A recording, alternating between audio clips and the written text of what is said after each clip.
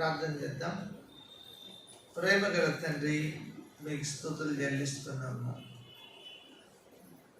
గడిచిన వార దినాలు మీ చల్లని రెక్కల క్రింద కాపాడారు.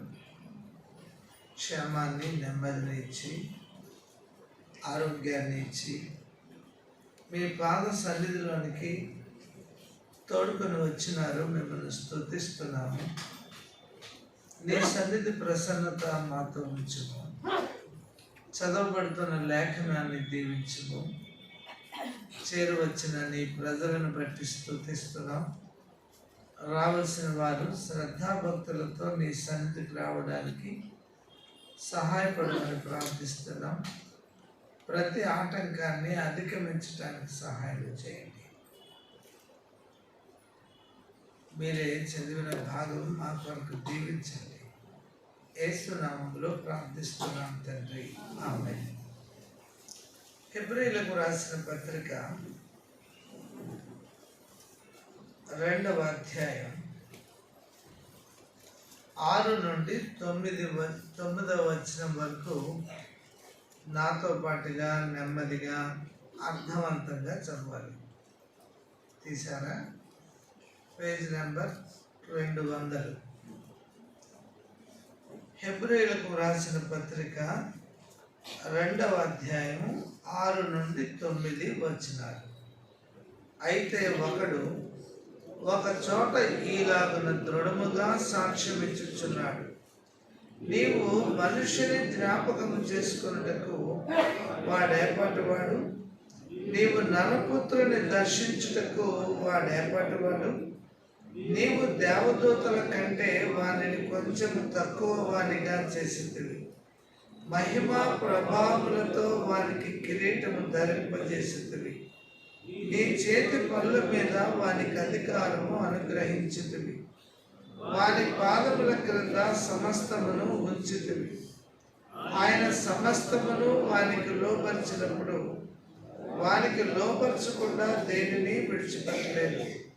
ప్రస్తుతమందు మనము సమస్తమును వానికి లోపరచబడుట ఇంకనూ చూడలేదు, కానీ దేవుని కృప వలన ఆయన ప్రతి మనుష్యుని కొరకు మరణము అనుభవించినట్లు దూతల కంటే కొంచెం తక్కువ వాడుగా చేయబడిన యేసు మరణము పొందినందున మహిమా ప్రభావములతో కిరీటము ధరించిన వానిగా ఆయనను చూచుచున్నాము.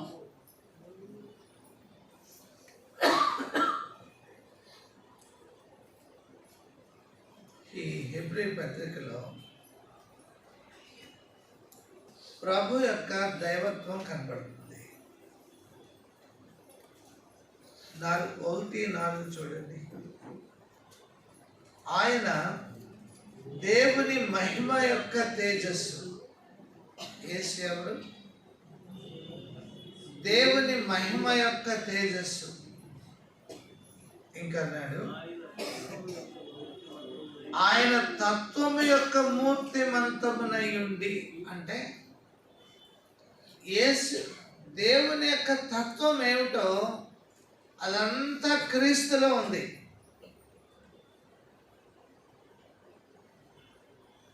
మూడు, తన మహత్తు గల మాట చేత సమస్తమును నిర్వహించచ్చు.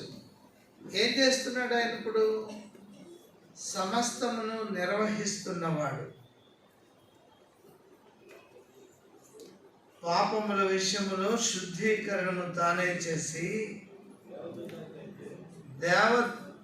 వెంకటరత్నం నేను చదవలేదు కదా. దేవదూతల కంటే ఎంత శ్రేష్టమైన నామము పొందెనో వారి కంటే అంత శ్రేష్ఠుడై. యేసు ఎవరు? దేవదూతల కంటే శ్రేష్ఠుడు. శ్రేష్టమైన నామము గలవాడు. ఇదంతా కూడా క్రీస్తు యొక్క దైవత్వాన్ని చూపించటం. క్రీస్తు యొక్క దైవత్వాన్ని చూపించటం. కొలస్సీ పత్రిక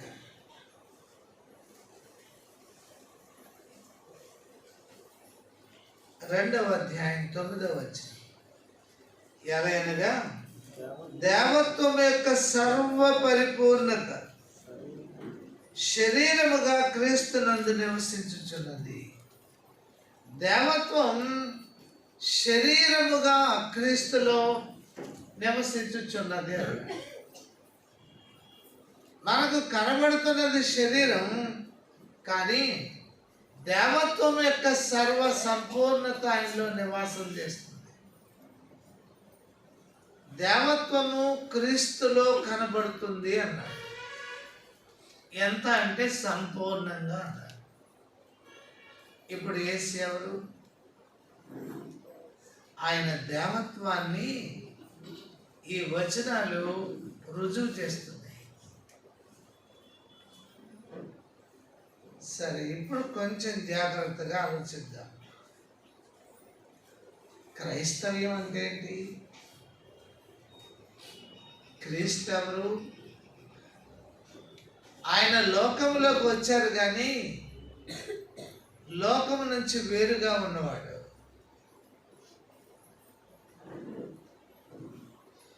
లోకం ఆయనను ఎరుగలేదు అన్నాడు లేఖనం. లోకము ఆయనను ఎరుగలేదు.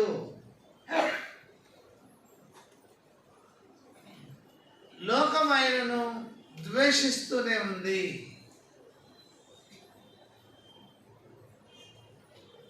ఆయన లోకములో మిళితమైన వాడు కాదు, లోకానికి వేరుగా ఉన్నవాడు. లోకానికి వేరుగా ఉండడం క్రిస్టియానిటీ, క్రైస్తవ్యం అంటారు. లోకములో కలిసిపోయిన వాడు లోకస్తుడే.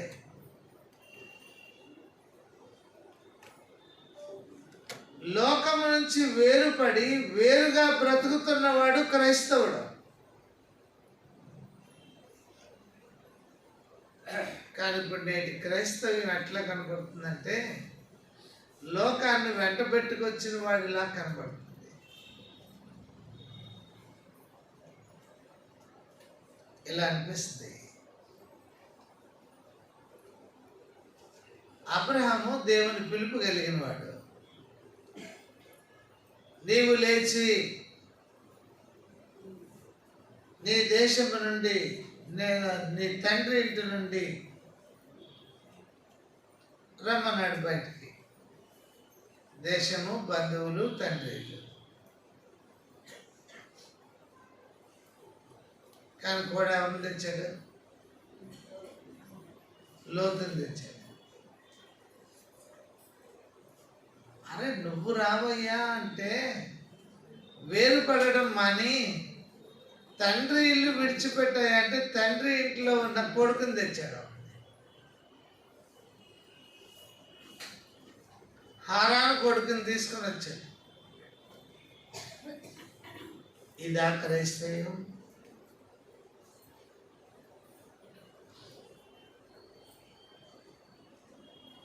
ఆ రోజు అబ్రహాము లోతును కాదు అనలేకపోయినట్టు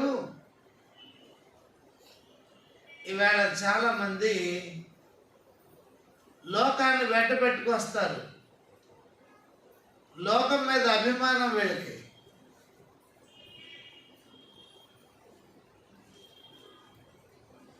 లోకంతో మోమాటం.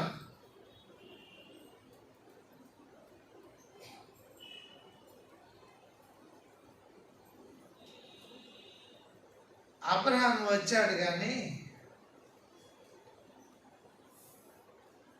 ఆయన చెప్పిన ఆశీర్వాదం రాలా. ఏమిటి ఆశీర్వాదం?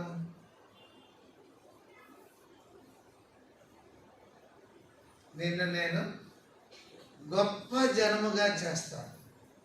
అరే ఒక్కడో పట్ల గొప్ప జనముగా చేస్తానన్నాడు, ఒక్కడో పుట్టలేదు. ఒకసారి ఆదికాండంలోకి వెళ్తే మంచిది.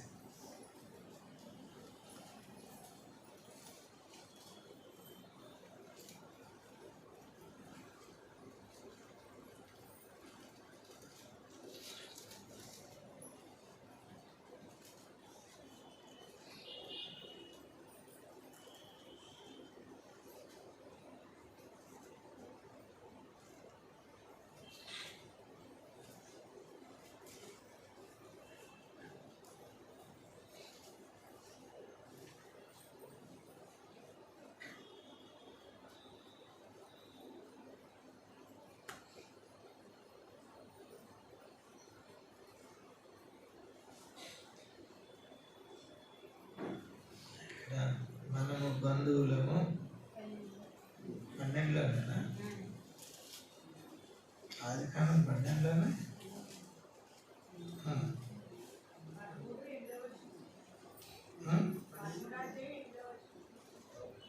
ఓకే, 13వ అధ్యాయం 8వ వచనం. కాబట్టి అబ్రాము, మనము బంధువులము కనుక నీకును నా పశువుల కాపర్లకును నీ పశువుల కాపర్లకును కలహం ఉండకూడదు అని ఇప్పుడు ఇక్కడ అబ్రహామే లోతును దూరం చేసుకున్నాడు.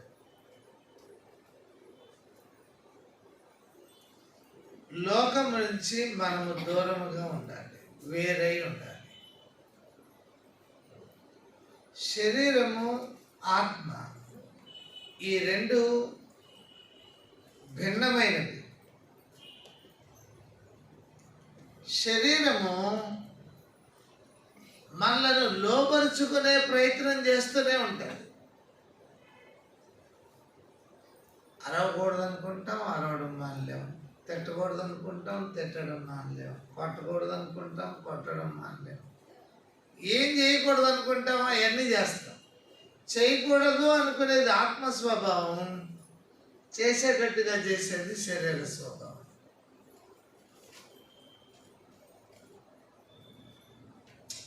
ఇప్పుడు కాస్త మంచి వాతావరణంలో ఉన్నప్పుడు ఏమనుకుంటాం, ఎప్పుడు నేను ఇంత మంచిగా ఉండాలి. వాతావరణం ఎప్పుడు అలాగే ఉంటుందా? అలా నలుగురు వచ్చారు, నలుగురిని చూసేటప్పుడు వాళ్ళని చూస్తే సరిసరలేకపోద్ది, ఇంకా చూస్తే పరాకు వచ్చేస్తుంది. ఇంకప్పుడు శరీరంలోకి వచ్చేస్తాం, భాష మారిపోద్ది, అన్నీ మారిపోతాయి. ఇప్పుడు ఈయన భక్తిపరుడు అని ఎవరు అనుకోరు ఆ భాష అంటే.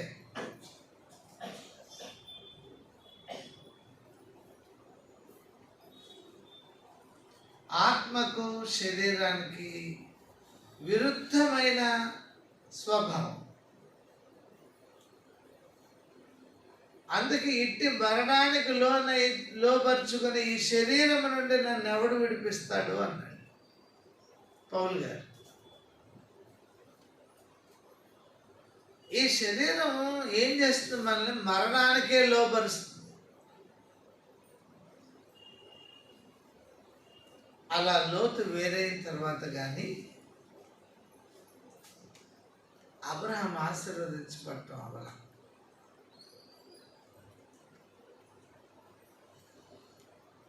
మనం ఎప్పుడు నిజమైన ఆశీర్వాదాన్ని అనుభవించగలం? లోకం నుంచి వేరైనప్పుడు. ఏమిటా నిజమైన ఆశీర్వాదం? మత్తయి సువార్త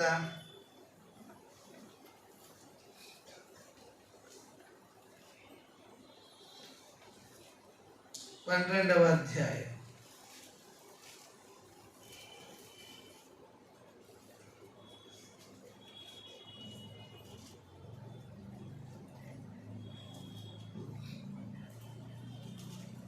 పదకొండవ అధ్యాయం. మత్తయి సువార్త 11వ అధ్యాయం 28-29 వచ్చినారు. ప్రయాసపడి భారము మోసుకొనిచున్న సమస్త జనులారా నా యొద్దకు రండి అంటే అర్థం ఏంటి? లోకంలో ఉండమన్నా, లోకంలోంచి బయటకు రమ్మన్నా, అంతేగా?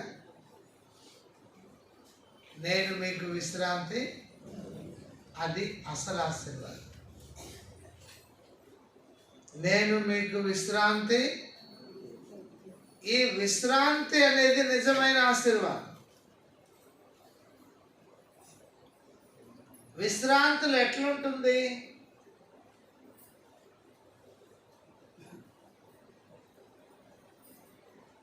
ఏం వచ్చి, ఏ కష్టం వచ్చి, ఏ శ్రమ వచ్చి మీద పడినా నెమ్మదిగానే ఉంటుంది. ప్రభు దాన్ని అంటారు, నా శాంతినే మీకు అనుగ్రహించి వెళుచున్నాను. ఆయనలో ఉన్న శాంతి ఎట్లాంటిది?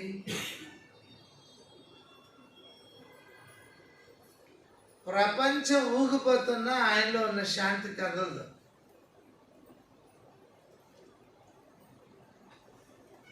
అంటే ఆయన ఇచ్చే శాంతి, ఆయన ఇచ్చిన విశ్రాంతి ఎట్లాంటిదంటే నీలో అలజడి కలగజేయలేదు, నీలో తొందరపాటు కలగనివ్వదు.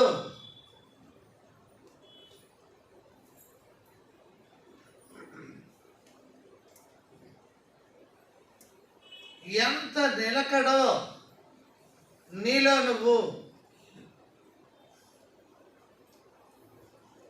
ఇది ఆయన ఇచ్చే ఆశీర్వాదం.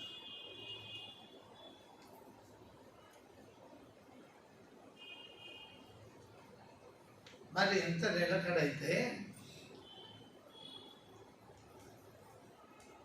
చీపురు గట్లొంచి 4 పుల్లలు తీస్తేనే పిల్లల్ని ఏం చేస్తాం?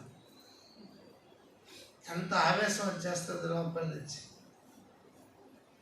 చీపురు గట్ల బాడు చేసేస్తారా మీరు అని తిరగేసేస్తాం.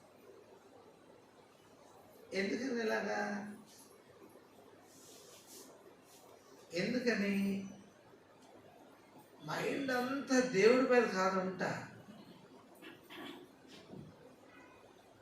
నీ చుట్టూ ఉన్న వాటి మీద. ఇప్పుడు వేరవటం అంటే ఇవన్నీ వదిలేసి దూరంగా మడికట్టు కూర్చొని కాదు. నీ మనసు వాటి మీద నుంచి తొలగించు అని అర్థం. వాటితో బాంధవ్యం లేకుండా ఉండు అని అర్థం.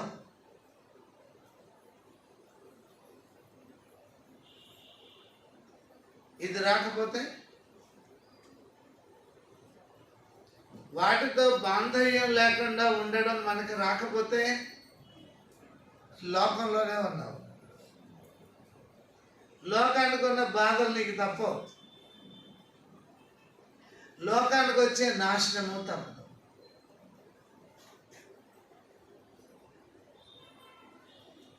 ఈ లోకము, దాని ఆశలు. లోకానికి ఏమున్నాయి? ఆశలు ఉన్నాయి. మన ఏం ఆశలు?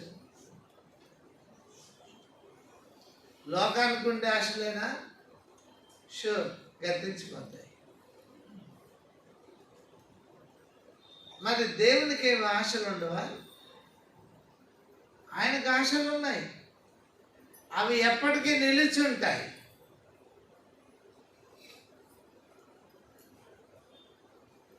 కాబట్టి ఇప్పుడు ఏమి నేర్చుకోవాలి? ప్రభు గురించి ఆయన దైవత్వాన్ని మనం చూసాం ఈ మొదటి అధ్యాయంలో. ఇప్పుడు 2వ అధ్యాయంలోకి రండి. హెబ్రీయులకు రాసిన పత్రిక.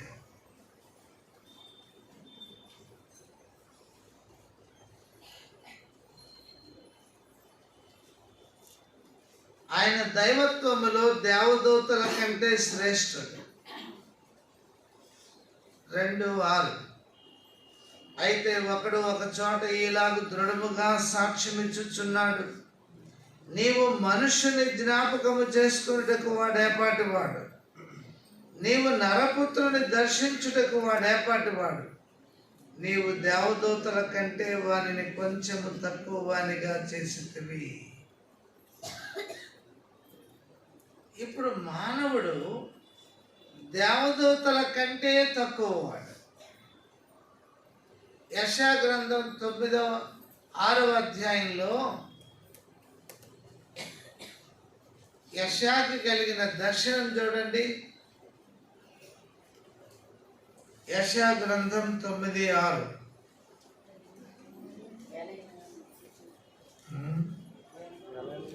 సరే, 6:1.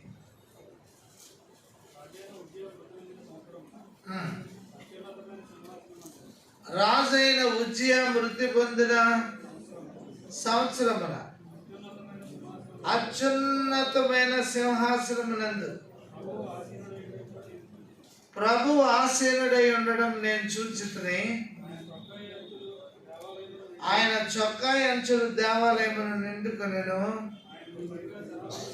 ఆయనకు పైగా సరాపులు నిలిచి ఉండిరి. ఒక్కొక్కరికి 6 రెక్కలుండెను. ప్రతి వాడు 2 రెక్కలతో తన ముఖమును, రెంటితో తన కాళ్ళను కప్పుకొనుచు రెంటితో ఎగురుచుండెను. వారు సైన్యములకు అధిపతి యెహోవా పరిశుద్ధుడు, పరిశుద్ధుడు, పరిశుద్ధుడు, సర్వలోకం ఆయన మహిమతో నిండి ఉన్నది. ఇలా ఆరాధిస్తున్నారు. ఆయన దగ్గర ఉన్నటువంటి శరాపులు అనగా మహాదూతలు. మహాదూతలకు 6 రెక్కలు, కొన్ని దూతలకు 4 రెక్కలు. ఈ రెక్కలు వాటి వేగాన్ని సూచిస్తాయి. ఇవి 2 రెక్కలతో ముఖం కప్పుకున్నాయి ఆయన వెలుగు చూడలేక. 2 రెక్కలతో కాళ్ళు కప్పుకున్నాయి, 2 రెక్కలతో ఎగురుతున్నాయి. ఏమంటున్నాయి? పరిశుద్ధుడు, పరిశుద్ధుడు, పరిశుద్ధుడు.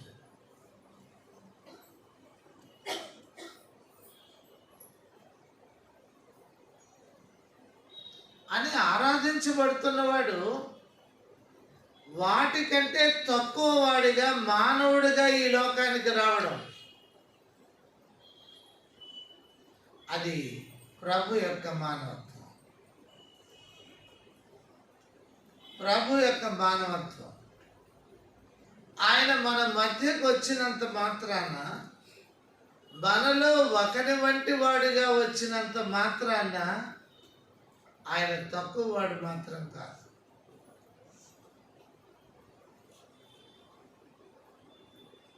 ఆయన ఎవరైనా దేవదూతల కంటే అతి శ్రేష్టమైన నామము గలవాడు, అత్యున్నతమైన వాడు, దేవుని తేజస్సు మహత్తు కలిగిన వాడు.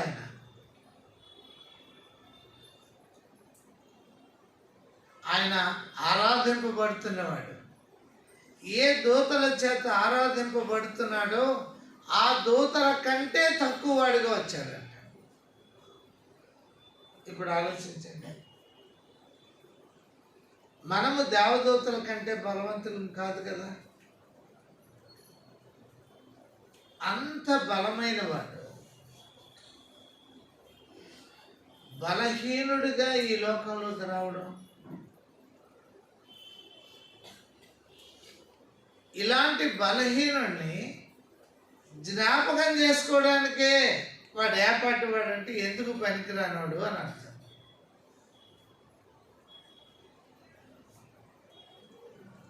మనము జ్ఞాపకం చేసుకోదగిన వారము కాదు.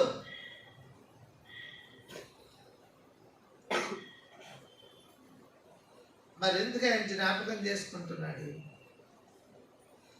నాకైతే ఎట్లా అనిపించింది,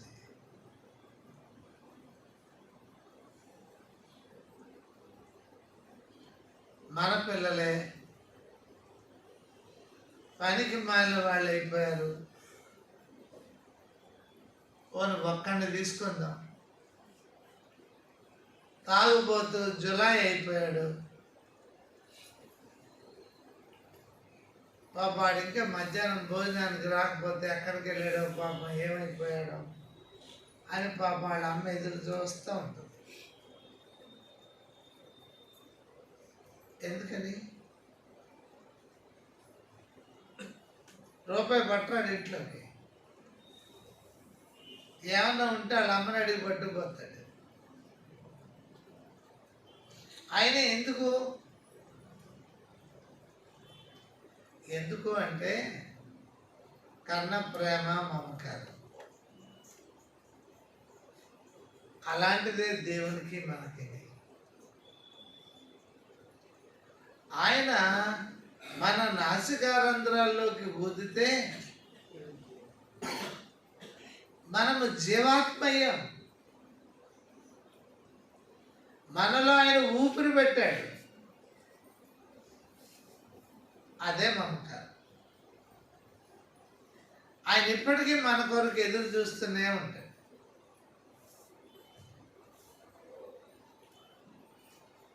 మనం ఏమన్నా మంచి పనులు చేస్తున్నామంటే లోకానికి దాసోహం అయిపోయాం, పాపానికి దాసులైపోయాం.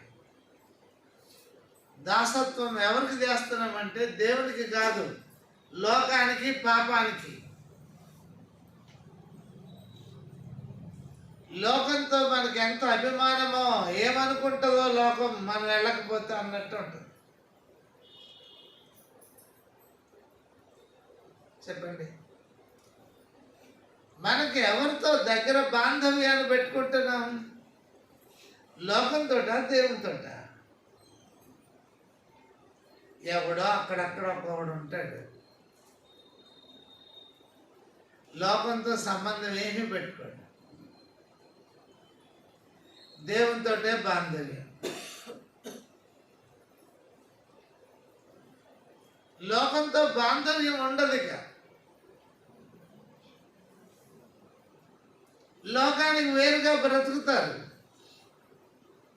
లోకానికి వేరుగా బ్రతకండి అనేదే దేవుని వాక్యం మనకు నేర్పించేది. అపోస్తల కార్యాలు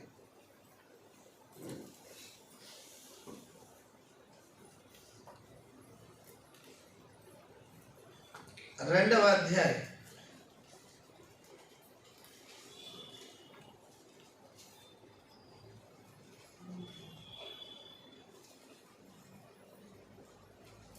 38వ వచనం.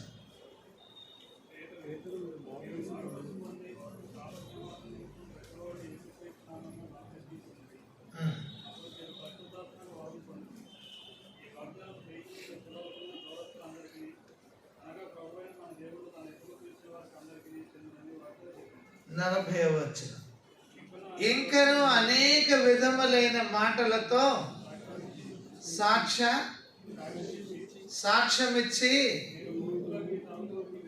మీరు మృతులకు ఈ తరము వారికి వేరే. ఈ తరం ఏమైంది?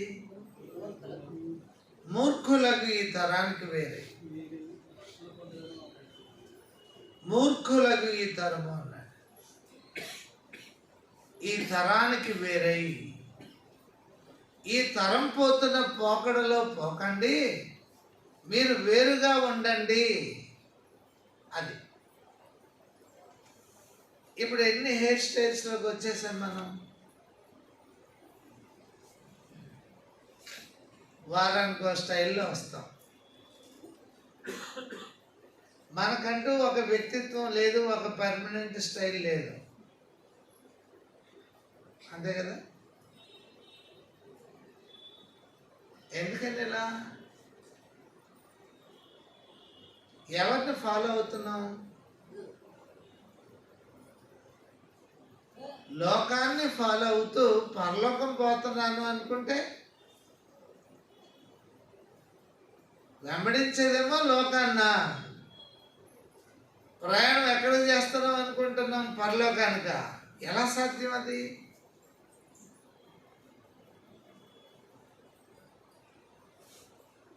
ఐగుప్తు నుంచి కనాను ప్రయాణంలో వారు కనానికి పోతున్నాం అనుకుంటూ పోతున్నారు. జ్ఞాపకాలన్నీ ఐగుప్తే.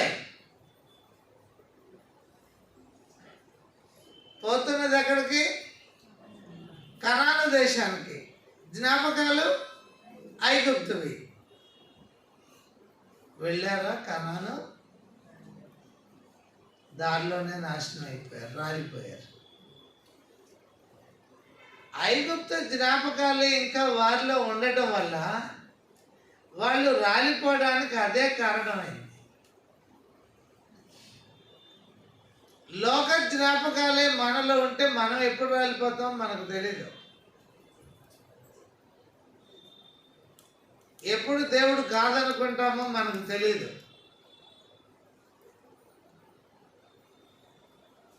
ఇందాకైతే బాగా చెప్పాను. యేసు ప్రభుని నమ్ముకున్నాం అనుకుంటున్నాం. యూదా కూడా అలా అనుకునే వచ్చాడు. దేవుడు కూడా డబ్బు సంచి ఇచ్చాడు. కానీ నమ్ముకున్నాడా అమ్ముకున్నాడా? అమ్ముకున్నాడు. మనం దేవుణ్ణి నమ్ముకున్నామా అమ్ముకున్నామా?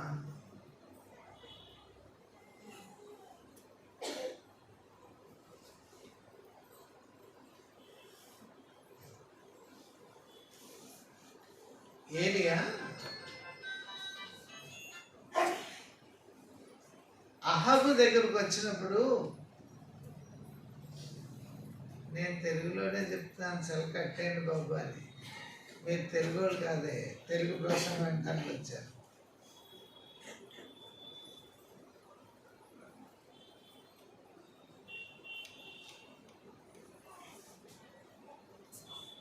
అహాబు నాబోతు ద్రాక్ష తోటలో చూశాడు. అహాబు అంటాడు, నా పగవాడా, నేను నీ చేతికి చిక్కానా అని.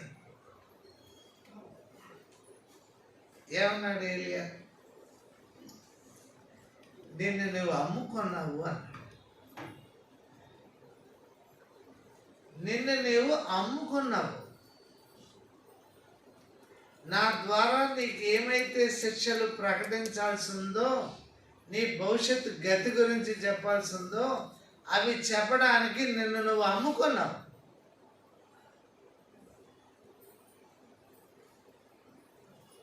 అహాబు తనకు తానే అమ్ముకున్నాడు. ఇవాళ మన గతి ఏమిటంటే, మనకు మనమే లోకానికి అమ్ముకుంటున్నాం. అమ్ముడైపోతున్నాం లోకానికి. ఎందుకంటే మన స్నేహము లోకముతో, ఈ లోక స్నేహము దేవునితో వైరమని మీరు ఎరుగరా? చదవలేదండి. బైబిల్ సంవత్సరానికి ఒకసారి పూర్తి చేస్తున్నాం, కానీ చదవలేదు ఈ మాట. మరి పూర్తి చేసినప్పుడు చదువుంటావుగా. అబ్బే, వంట పట్టేటట్టు ఎక్కడ చదివాం? అదేమన్నా కాస్త వంట పట్టి ఉంటే బ్రతుకు మారేది కదా.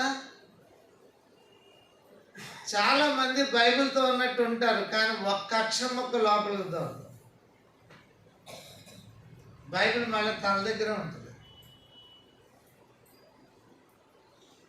ఒక్క మొక్క మన బుర్రలోకి చేరట్లేదు. కానీ ఎవరు మనము? లోకంతో స్నేహం చేస్తున్నవాడు. దేవునితో ఉంటున్నట్టుగా ఉంటూ లోకంతో స్నేహం చేసేవాడు. జాగ్రత్త. మనము జాగ్రత్తగా ఉండకపోవడం వల్ల మనకు మనమే నష్టాన్ని తెచ్చుకుంటున్నాం. ఇలాంటి జ్ఞాపకం చేసుకోవడానికి కూడా పని లేదు, అవసరం లేదు అనుకునేటువంటి ఈ మానవుని దేవుడు జ్ఞాపకం చేసుకుంటాడు. ఆయన తన అద్వితీయ కుమారుని లోకానికి పంపారు. మనము పొందాల్సినటువంటి శిక్షను ఆయన తన శరీరం మీద వేసుకున్నాడు. మరణానికి వెళ్ళవలసినటువంటి, చూడండి,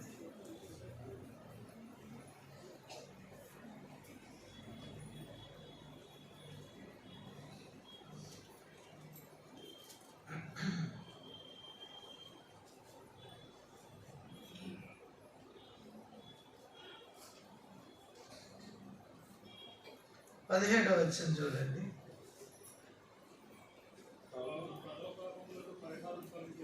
ప్రజల పాపములకు పరిహారము కలుగజేయుటకై దేవుని సంబంధమైన కార్యములలో కనికరమును నమ్మకమును గల ప్రధాన యాజకుడుకు నిమిత్తము అన్ని విషయములలో ఆయన తన సహోదరుల వంటి వాడు కావలసి వచ్చాను అన్నాడు. 16వ వచనం, 15వ వచనం అనుకుందాం. కాబట్టి ఆ పిల్లలు రక్త మాంసములు గలవారైనందున ఆ ప్రకారమే మరణము యొక్క బలము గలవానని అనగా అపవాదిని మరణము ద్వారా నశింపజేయుటకు జీవితకాలం అంతయు మరణ భయము చేత దాస్యమునకు లోబడిన వారిని విడిపించుటకును ఆయన కూడా రక్త మాంసములలో పాలువాడాయి. ఎందుకు? మరణ బలము గలవాడు అపవాది. అపవాదిలో ఉన్న బలం ఏంటి? మరణ బలం. మరణ బలం. మరణాన్ని జయించిన వాడు ఎవరు? ఈ భూమి మీద ఏసి తప్ప ఎవ్వరు లేరు.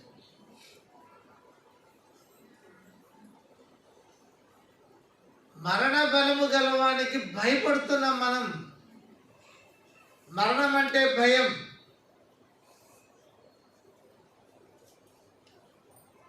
రెండవ మాట చెప్పాడు, జీవితకాలమంతయు మరణ భయము చేత దాస్యములకు లోబడిన వారిని విడిపించుటకు.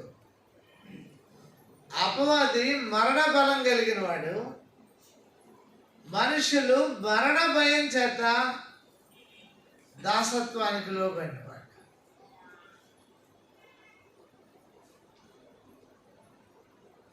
మరణ భయం మనల్ని ఏం చేస్తుంది?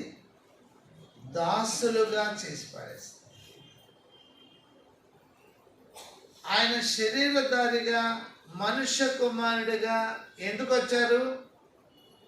మరణ బలము గలవానిని నశింపజేయడానికి. మరణ బలం గలవాడు నాశనం అయిపోయాడు. మరణానికి భయపడుతున్న మనల్ని విడిపించడానికి.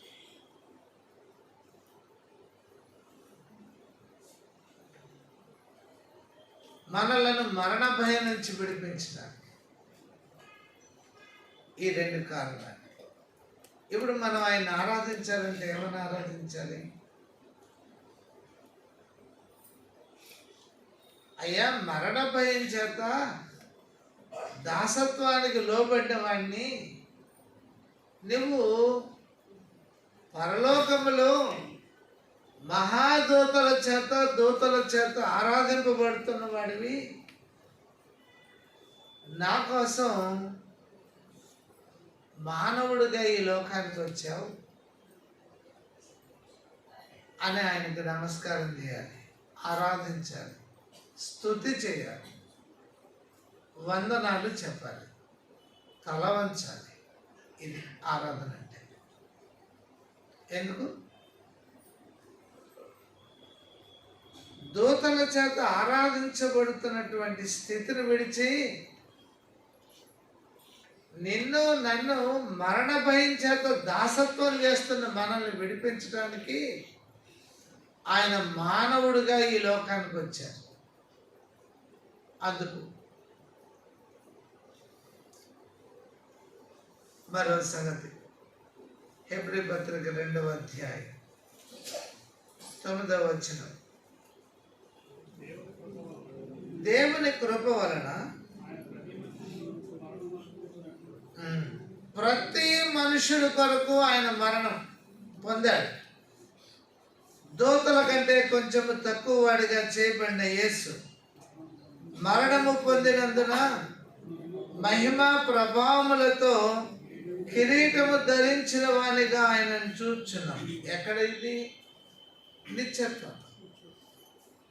పరలోకములో ఆయన ఎట్లుంటాడు? ఆయన కిరీటము ధరించిన వాడిగా రారాజుగా ఉంటాడు. అది కనబడుతుంది 8వ అధ్యాయం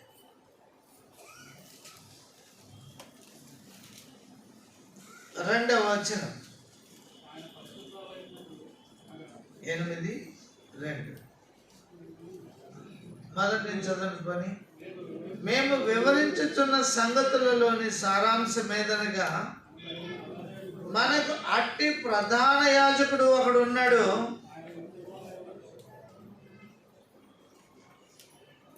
ఆయన పరిశుద్ధాలయమునకు అనగా మనుషుడు కాక ప్రభువే స్థాపించిన నిజమైన గుడారములకు పరిచారకుడై ఉండి పరలోకమందు మహామహుని సింహాసనమునకు, ఇప్పుడు ఆయన ఎక్కడున్నాడు?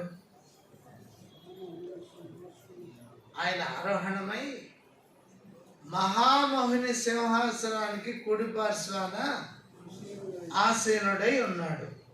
3వ వచనం. అంటే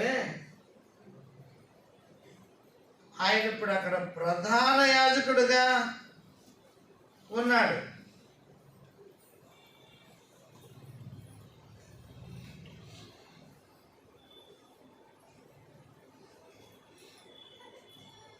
ఆరవచనం. ఈయన అయితే ఇప్పుడు మరి ఎక్కువైన వాగ్దానములను బట్టి నియమింపబడిన మరి ఎక్కువైన నిబంధనకు మధ్యవర్తి అయి ఉన్నాడు గనుక మరి శ్రేష్టమైన సేవకత్వము, యాజకత్వము పొంది ఉన్నాడు. సేవకత్వం అంటే యాజకత్వం అని. ఇప్పుడు ఆయన నిత్యత్వములో ఆయన యాజకత్వం చేస్తున్నాడు. యాజకత్వం చేయటం అంటే యాజకుడు మనుషుల కొరకు మొరపెట్టాలి. ప్రభు మన కొరకు తండ్రి అయిన దేవుని ఎదుట ఏం చేస్తున్నాడు? మొరపెడుతూ ఉన్నాడు. ఇది ఆయన యాజకత్వం. ఒకటి, ఆయన మానవుడిగా తగ్గించుకున్నాడు, మానవ కుమారుడిగా, మనుష్య కుమారుడిగా వచ్చారు. 2, ఆయన ఇప్పుడు నిత్య యాజకునిగా నిత్యత్వంలో మన కొరకు మొరపెడుతూ ఉన్నాడు. మన కొరకు ఎవరు ప్రార్థన చేస్తారు? ₹1 ఇచ్చి నా కోసం ప్రార్థన చేయండి అంటే ఎన్నిసార్లు చేస్తాను? ఒకసారి, 2 సార్లు, 3 సార్లు గట్టిగా మాట్లాడితే గుర్తొచ్చినప్పుడు అలా చేస్తున్నానమ్మా. ఎప్పుడు గుర్తు వస్తుంది?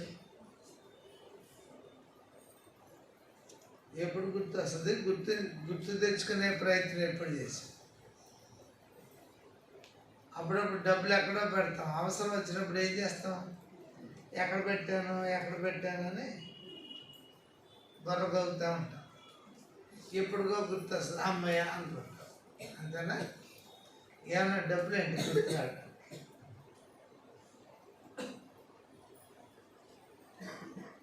ఎవరు నిరంతరము ప్రార్థన చేయలేరు మన కోసం. ఆయన ఒక్కడే నమ్మకమైన యాజకుడు. మనం ఆదమరిచి నిద్రపోతున్నా మన కొరకు విజ్ఞాపన చేస్తున్నవాడు ఆయన. అందుకంటాడు, తల్లి అయినా నిన్ను మరచును. అదండి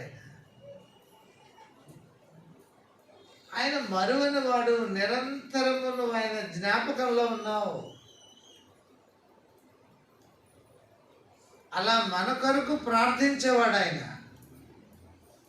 ఆయన సన్నిధికి వెళ్ళడానికి మనమే ఆలస్యంగా వస్తాం. మర్చిపోయామా? గుర్తుపెట్టుకున్నామా? శ్రద్ధ ఉందా? మన నిర్లక్ష్య వైఖరి ఇదంతా చూస్తున్నప్పుడు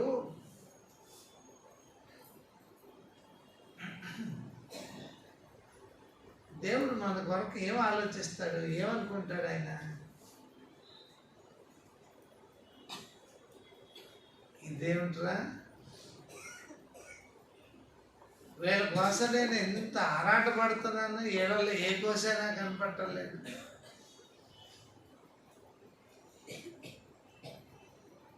రష్యాలో కమ్యూనిజం ఆరాధనకు వెళ్ళాలంటే, సహవాసంగా కూడాలంటే బైబిల్ పట్టుకెళ్తానికి కూడా ఉండదు. బైబిల్ కనపడితే షూట్ చేసి పాడేస్తారు. అండర్ గ్రౌండ్ చర్చెసే ఉంటాయి. ఆ గ్రంథ అండర్ గ్రౌండ్లో వెళ్తారు. తెల్లారుజాము 4ంటికి మొదలెడతాడు ఒక్కొక్కరు రావడం అక్కడికి. అందరూ ఒకసారి వస్తే ఇక్కడ ఏం జరుగుతుందని పోలీసు వాళ్ళు వస్తారు ఎంక్వైరీకి.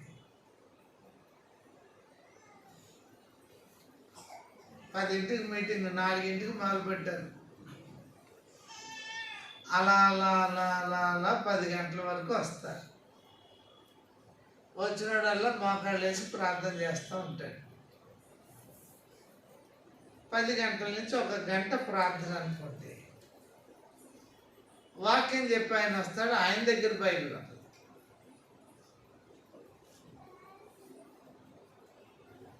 ఆయన ఏదో ఒక రెఫరెన్స్ చెప్తాడు. యోహాను సువార్త 3:16 అంటే అందులో ఒక ఆయన యోహాను సువార్త ఒక ఆయన ఉంటాడు. అంటే ఆయన యోహాను సువార్త అంతా కంట్రోల్ చేస్తున్నాడు. ఎన్ని అధ్యాయాలు? 21 అధ్యాయం కంట్రోల్ చేసినాడు. ఆయన వెంటనే లేచి నిలబడి చేతులు కట్టుకుని యోహాను సువార్త 3:16 అప్పగిస్తాడు. అందరూ శ్రద్ధతో వింటారు. ఇలా ఎన్ని రెఫరెన్సులు చెప్తే అన్ని రెఫరెన్సులకి కంఠత చేసిన వాళ్ళు అక్కడ ఉంటారు. వాళ్ళు దాన్ని లేచి నిలబడి చెప్తారు.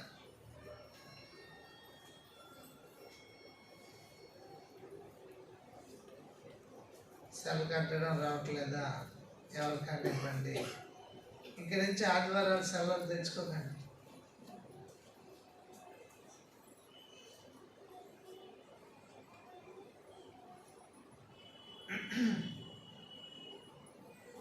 అయిపోయింది వర్తమానం. ప్రార్థన చేసిన తర్వాత ముందు తెల్లారుజాము 4ంటికి వచ్చినాడే వాడు ముందు వెళ్తాడు.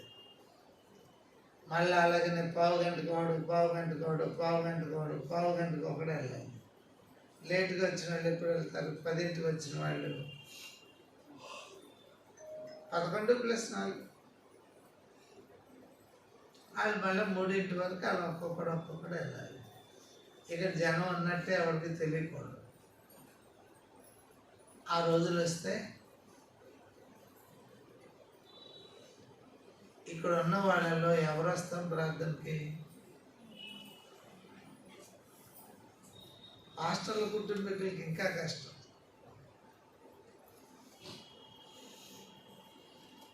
వీళ్ళు ఇంట్లో మీటింగ్ పెట్టుకునే త్వరగా రాలుగా.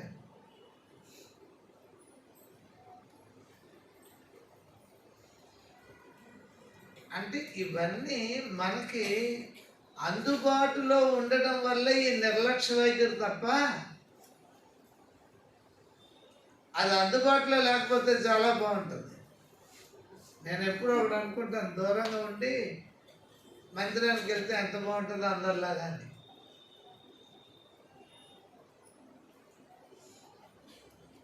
మీరు వచ్చినట్టు మేము వచ్చానికి ఇలా తల వేసుకు రావడానికి ఉండదు. మీలో మేము కూడా 6 గంటల ముందు బయలుదేరి రావాలి. సో అది ఒక డిసిప్లిన్ అలవాటు అవుతుంది. డిసిప్లిన్ కూడా ఎలాంటిదంటే నీకు నువ్వు చేసుకోవాలి, నిన్నెవరు చేయరు. మనల్ని ఎవరు డిసిప్లిన్ చేయరు. ఎవరికి వారే డిసిప్లిన్ చేసుకోవాలి. దేన్ని బట్టి చేసుకోవాలి? వాక్యాన్ని బట్టి చేసుకోవాలి. ఉద్యోగానికి టైంకి వెళ్ళాలి. ఎందుకు? ఇది వరకు సంతకాలు పెట్టేవాడు. మధ్యాహ్నం 12ంటికి వెళ్ళినా ఉదయం సంతకం కూడా పెట్టేవాడు. ఇప్పుడు అది లేదుగా. ఇప్పుడు ఏం చేయాలి? తంబ్ వేయకపోతే సరిగ్గా టైం అయ్యేటప్పుడు క్లోజ్ అయిపోద్ది అది. ఇంక ఇప్పుడు ఏం చేయాలి? నిన్ను నువ్వే డిసిప్లిన్ చేసుకోవాలి. అంతేనా? ఇది అవసరం. ఆయన మన కొరకు నిరంతర యాజకుడిగా దేవుని కుడిపార్శ్వాన ఉన్నవాడు. నీ కొరకు యాజకత్వం చేస్తున్నాడు ఆయన. ఒకటి, మన స్థాయికి క్రిందకి దిగి మన మరణాన్ని ఆయన మీద వేసుకున్నాడు. మనం పొందాల్సిన మరణం ఆయన పొందారు. అది మొదటిది, ఆయన ఆరాధించడానికి. రెండవది, ఇప్పటికీ నీ కొరకు ఆయన యాజకత్వం చేస్తున్నాడు, మొరపెడుతున్నాడు. ఇది రెండవది. ఇక మూడవది, ఇదే హెబ్రీ పత్రిక 2:9 చివరి మాట చదువుదాం. యేసు మరణము పొందినందున మహిమ ప్రభావములతో కిరీటము ధరించిన వానిగా. ఆయన ఎట్లా చూడాలి మనం ఇప్పుడు? మహిమ ప్రభావాలతో కిరీటము ధరించిన వానిగా చూడాలి. ప్రకటన గ్రంథం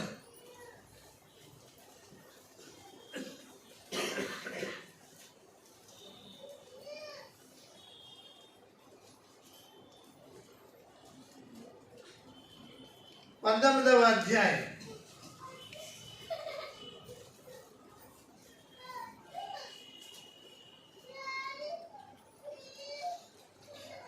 12వ వచనం. ఆయన నేత్రములు అగ్ని జ్వాలల వంటివి, ఆయన శిరస్సు మీద అనేక కిరీటములుండెను. 14 వచనాలు మనం చదువుకుందాం. అనేక కిరీటములుండెను. కిరీటం ఎవరికుంటుంది? కిరీటం ఎవరికుంటుంది? రాజుగారికి ఉంటుంది. ఇప్పుడు ఎవరైనా రారాజు, ఆయన రేపు రాబోతున్నాడు. ఎట్లా? కిరీటధారిగా. శిలువ మీదకి వెళ్ళేటప్పుడు ఏం కిరీటం పెట్టారు? ఇప్పుడు ఆయన ముళ్ళ కిరీటం కాదు, మహిమా ప్రభావాలతో, కిరీటంతో, కిరీటములతో అన్నాడు. అంటే దాని అర్థం ఏంటంటే అంత ఉన్నతమైన కిరీటం అని.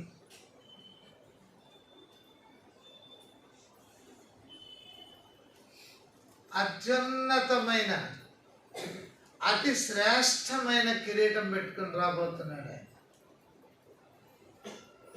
ఈ లోకం అంతటిని ఏలుబడి చేస్తాడు 1000 సంవత్సరాలు. అప్పుడు ఆయన నమ్ముకున్న వారు ఆయనతో పాటు ఈ లోకాన్ని పరిపాలన చేస్తారు. ఆయన నమ్ముకున్న వారికి కూడా కిరీటం ఉంటుంది. లోకాన్ని 1000 సంవత్సరాలు పరిపాలన చేస్తారు. ఇప్పుడు చెప్పండి, ఏం చేద్దాం? లోకంతో కలిసిపోవడమా? లోకానికి వేరుగా బ్రతకడమా? లోకానికి వేరుగా బ్రతకడంలో నీకు నువ్వే డిసిప్లైన్ చేసుకోవాలి. Nobody discipline you. ఎవరు నిన్ను డిసిప్లైన్ చేయరు. నేను చెబుతానంతే, నేను నిన్ను డిసిప్లైన్ చేయను. ఏం చేత?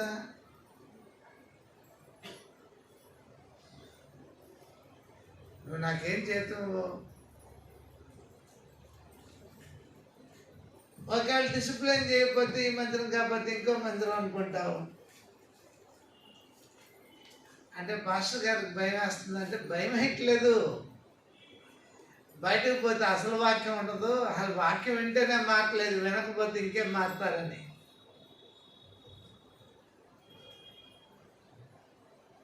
వాక్యం వింటేనే మారకపోతే పొయ్యి మీద ఉడకబెడితేనే ఉడకట్లే, పొయ్యి మంచి కిందకు దించితే అది ఎప్పుడొకప్పుడు ఉడకపోద్దా అన్న ఆశతో ఉడకబెట్టడమే తప్ప అంతకంటే ఏమీ కాదు. కానీ గుర్తుపెట్టుకోండి, మనం ఎవరికెవరము, అంతే కదా. మరి ఎందుకు వాక్యం చెప్పడం వినడం జరుగుతుంది? అది దేవుని కృప. ఆరంభంలో మారు మనసు పొందిన తొలి దినాలు ఎలా ఉంటాయి? మీటింగ్కి ఎంత త్వరగా వెళ్తారు, బైబిల్ ఎంత బాగా చదువుతారు, టైం దొరికితే చాలు బైబిల్ చదువుకుంటూ ఉంటారు. నెమ్మదిగా లోక సంబంధమైన ఆశలు ప్రవేశిస్తాయి. బైబిల్ స్థానంలోకి లోకం వచ్చి కూర్చుంటుంది. టైం దొరికితే చాలు టీవీ ఆన్ చేస్తాం కదా.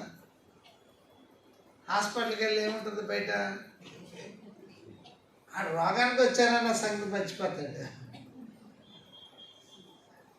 డాక్టర్లు కూడా ఈయన కూర్చో కూర్చో కూర్చో అని ఎవడు బతిమాలక్కర్లేకుండా టీవీ పాడేశాడు. అంతే.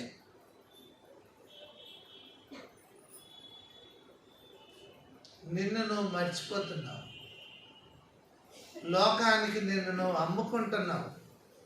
జాగ్రత్త. మనల్ని విడిపించేవాడు ఉంటాడు. సో నీకు నువ్వు క్రమశిక్షణ చేసుకోవడంలోనే గొప్పతనం ఉంది. మనల్ని ఎవరు క్రమశిక్షణ చేయక్కర్లేదు, మనము ఎవరిని చేయక్కర్లేదు. చేసిన తృణీకరిస్తాడని చెప్పేవాళ్ళు ఎలవయ్యా అంటాడు. దానికంటే ఏది మంచిది? ఎవరికి వారు క్రమశిక్షణ చేసుకోవడం మంచిది. బుద్ధి గల కన్యకలు బుద్ధి లేని కన్యకలు ఏమన్నా క్రమశిక్షణ చేశారా? ఒకవేళ చేస్తుంటే ఏమై ఉండేవాళ్ళు?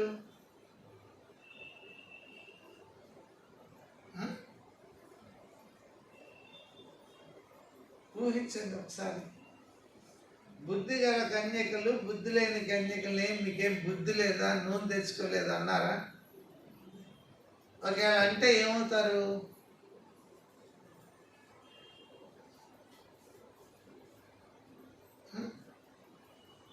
బుద్ధి లేని వాళ్ళు తిడతారు కదా. అది ఒక కారణం, తిడతారు. రెండోది, వాళ్ళు కలిసి పెళ్లి కుమారుని కొరకు కనిపెట్టరు. వీడు ఒక పక్కకు పోయి ఆడు ఇంకో పక్కకు పోయి కనిపెట్టాలి. కానీ విచిత్రం, ఇద్దరు ఒకచోట ఉండే కనిపెడుతున్నారు. ఐదుగురు తమను తాము క్రమశిక్షణ చేసుకోలేదు, ఐదుగురు మాత్రమే తమను తాము క్రమశిక్షణ చేసుకున్నారు. ఇప్పుడు నీకు నువ్వు ఒక క్వశ్చన్ చేసుకో. మందిరానికి రావే అని ఎవడ అడగడు, టైంకి రాలేదే అని కూడా అడగడు, చివరి వరకు లేవేంటి మధ్యలో వెళ్ళిపోయావు టిఫిన్ తినడానికి అని కూడా అడగడు. ఎవరికి ఆడికి క్రమశిక్షణ చేసుకోవాలంటే హెచ్చరిక అందరికి ఒకటే ఉంటుంది. బుద్ధి గల కన్యకలకి బుద్ధి లేని కన్యకలకి ఒకటే ఉపదేశం, అందులో ఏమీ తేడా లేదు. నీకు నువ్వే క్రమశిక్షణను ఎక్సర్సైజ్ చేయాలి. చేసుకోకపోతే ప్రమాదం ఉంది. ఆ రోజు ఏడుస్తారు, ఏమీ ప్రయోజనం. దేవుడు నీకు ఇచ్చిన అవకాశాలు, వాక్యం వెల్లడవడం దేవుడు నీకు ఇచ్చిన భాగ్యం.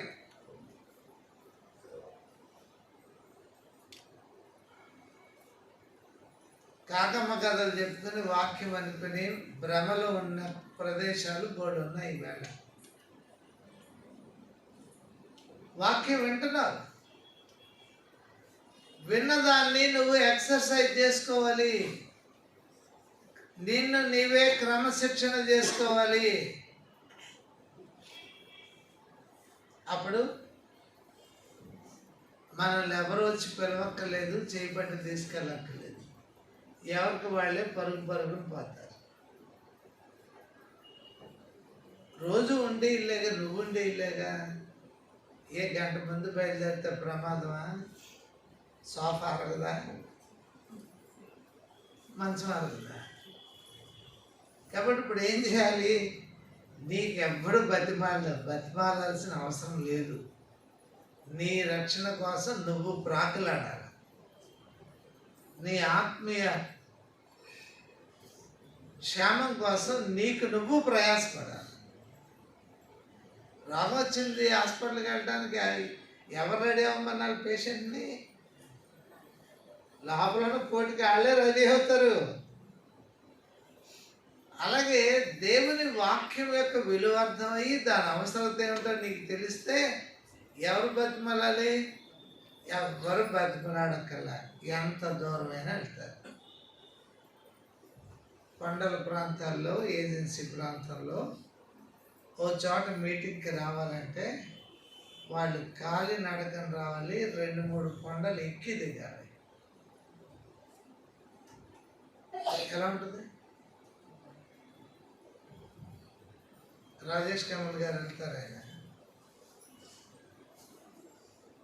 ఒక 5-6 గంటలు నడిస్తేనే కానీ వాళ్ళు అనుకున్న చోటుకి వెళ్ళలేరు. కారు వెళ్ళే వరకు కారు తీసుకెళ్ళి అక్కడ పెట్టుకొని జీప్ లాంటిది అక్కడి నుంచి 4-5 గంటలు 6 గంటలు నడిచి వెళ్ళాలి. 6 గంటలు నడిచేది వాకింగ్ చెప్తావా? కొండలు ఎక్కాలి, దిగాలి, అక్కడికి ఆయాసం వస్తుంది. వాక్యం చెప్పేవాడే అలా వెళ్ళాల్సి వస్తే వినేవాడి సంగతి. వాళ్ళు అంతే, వాళ్ళకి వాక్యం లేదు. మనకి ఎక్కువైపోయింది. పడుకుని సెల్ ఫోన్లో పెట్టుకుని వినొచ్చు. మనకు వాక్యం అంత ఎక్కువైపోయింది. అందుకే ఆదివారం మీటింగ్కి వెళ్ళకపోయినా పర్వాలేదు. కానీ మన నిర్లక్ష్య వైఖరి మనల్ని నాశనం చేస్తుంది. భారంతో ప్రార్థన చేయడం రావట్లేదు. ఇప్పుడు కడుపు నిండా భోజనం ఉంది, ఇంకా భారం ఏముంటుంది? లేకపోతే కదా ఏడ్చి దేవుణ్ణి అడగాల్సిన రోజు రావడానికి. మన ఆత్మీయ అవిటితనం, ఆత్మీయ దుస్థితి మనకి ఏమనిపించదు. దాని మీద బుర్ర పెడితే కదా. ఆత్మీయంగా ఎంత దిగజారిపోయావో, దేవునికి ఎంత దూరంగా ఉన్నావో ఏమన్నా అర్థం అవుతుందా? డబ్బు పెరిగితే, ఉద్యోగం పెరిగితే మనం పరలోకంలో ముందు లైన్లో ఉంటాం అనుకుంటున్నారా ఏంటి? కానీ దేవునికి ఎంత దగ్గరగా ఉన్నామో ఆలోచించండి. మీకు మీరు క్రమశిక్షణ చేసుకుని దేవునికి దగ్గరగా ఉండడం నేర్చుకోండి. ఆ అనుభవంలోకి మనం వెళ్ళినప్పుడు దేవుణ్ణి ఎట్లా ఆరాధించాలో అలా ఆరాధించగలుగుతాం. 3 విషయాలు. ఒకటి, ఆయన మనుష్య కుమారుడిగా తగ్గించుకొని వచ్చాడు. ప్రతి వ్యక్తి కొరకు ఆయన మరణం పొందాడు. ఆయన తిరిగి లేచి ఆరోహణుడై దేవుని కుడిపార్శ్వాన కూర్చొని ఆయన నిరంతర యాజకత్వం చేస్తున్నాడు. రేపు ప్రొద్దుట ఆయన మహిమా ప్రభావాలతో కిరీటం ధరించి భూలోకానికి రారాజుగా రాబోతున్నాడు 1000 ఏళ్ల పరిపాలన చేయడానికి. అప్పుడు ఆయన నమ్మిన వారు, ఆయన కొరకు ప్రత్యేకించుకుని వారు కూడా ఆయనతో పాటు వచ్చి ఈ లోకాన్ని 1000 సంవత్సరాలు పరిపాలిస్తారు. ఆయనతో సింహాసనం మీద కూర్చొని. అందులో నీవు ఉండాలనుకుంటున్నావా? ఆ భాగ్యం నువ్వు పొందావా? పొందితే ఆయన ఆరాధించకుండా ఉండలేదు. మోకరిద్దాం. ప్రేమ గల తండ్రి, మీకు వందనాలు చెల్లిస్తున్నాం. మీ లేఖనాల ద్వారా మాతో మాట్లాడుతూ వచ్చారు. దేవునితో సమానముగా ఉండుట విడిచిపెట్టకూడని భాగ్యం అనుకోలేదు. దేవదూతల చేత పరిశుద్ధుడు పరిశుద్ధుడు అని ఆరాధించబడుతున్న స్థాయిని విడిచిపెట్టకూడదని మీరు అనుకోలేదు. దేవదూతల కంటే తక్కువ వానిగా, నరుడుగా, మనుష్య కుమారుడుగా ఈ లోకానికి వచ్చి మేము అనుభవించవలసిన శిక్ష యావత్తు మీరు మీ శరీరం అందు అనుభవించారు. పాతాళమునకు దిగినంతగా తగ్గించుకున్నారు. మీకు సాగిలపడి నమస్కరిస్తూ ఉన్నాం. ఆరోహణుడివై నిత్యత్వములో తండ్రి కుడిపార్శ్వాన్ని ఆసీనుడివై నిరంతరము మా పక్షాన యాజకత్వాన్ని చేస్తున్న దేవుడు, నిన్ను మేము స్తుతించి ఆరాధిస్తున్నాం. ప్రేమగల తండ్రి, మహిమ ప్రభావాలతో కూడిన కిరీటాన్ని ధరించి ఈ లోకానికి వేవేల పరివారముతో, అనగా నీ భక్తులైన వారితో రాబోతున్నాం.